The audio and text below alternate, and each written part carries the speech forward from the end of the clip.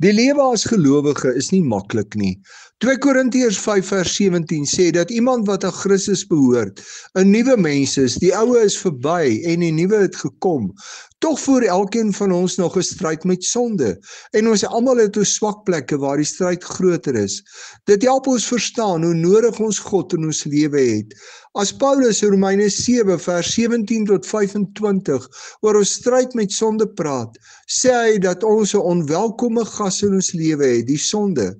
Ons wil as nuwe mens wat deur God nuut gemaak is, doen wat reg is. Maar as ons kom kry, dan het ons die slegte en verkeerde gedoen. En dit is die sonde wat in ons lewe kom intrek het.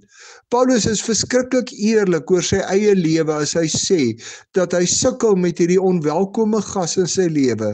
Diep in hom vind hy vreugde in God se wil en wil hy dit doen. Maar as hy hom kom kry, dan doen hy wat verkeerd is, dan het hy alweer gesondig. Of moedeloos noem hy homself 'n ellendige mens en vra wie hom van hierdie doodsbestaan sal verlos. En dan gee hy die antwoord: ons kan aan God die dank bring, want hy doen dit deur Jesus Christus ons Here. En dan in Romeine 8 kry ons die antwoord dat God ons deur 'n lewe onder leiding van die Gees verlos.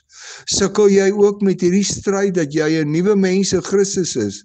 Maar as jy jou kom kry, dan het jy alweer dit wat verkeerd is gedoen. Help dit jou verstaan dat jy God elke oomblik van jou lewe baie nodig het.